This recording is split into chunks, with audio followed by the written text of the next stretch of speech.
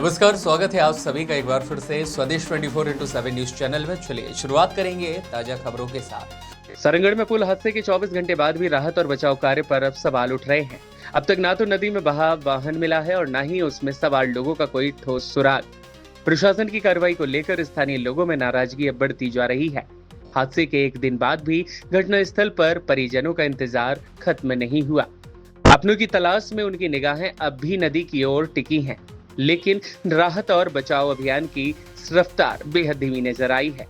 इस बीच प्रशासन की ओर से सोशल मीडिया पर जल्द खोजबीन के दावे किए गए, लेकिन जमीनी स्तर पर संसाधनों और कार्रवाई की कमी साफ दिखाई दी। स्थानीय लोगों का कहना है कि जिला बनने के बाद भी आपदा प्रबंधन की व्यवस्था मजबूत नहीं हो सकी। हर बड़े हादसे में रायगढ़ और बिलासपुर की टीमों पर ही निर्भर रहना पड़ता है, जिससे राहत कार्य में घंटों की देरी होती है। गोताखोरों और आवश्यक संसाधनों की कमी के चलते कई बार बचाव अभियान केवल शवों की तलाश के लिए सीमित रह जाता है। छत्तीसगढ़ से स्टेट हेड जीत तिवारी की रिपोर्ट।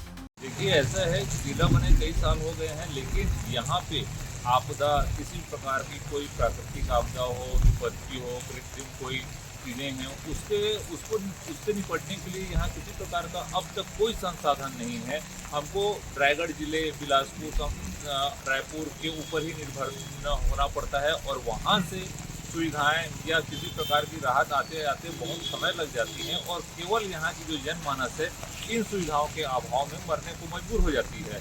कई प्राकृतिक आपदा हैं, अभी आप देख लीजिए लात नाला का जो घटना है उसको भी आप देखिए कि रायगढ़ से, बिलासपुर से टीम आते आते तब तक तो आदमी यहाँ उसका पूरा जान ही निकल जाएगा। तो यहाँ पे जिला बनने के बाद भी आज तक कोई भी प्रकार से, किसी भी प्रकार से ये आपदा से निपटने के लिए कोई संसाधन यहाँ नहीं है।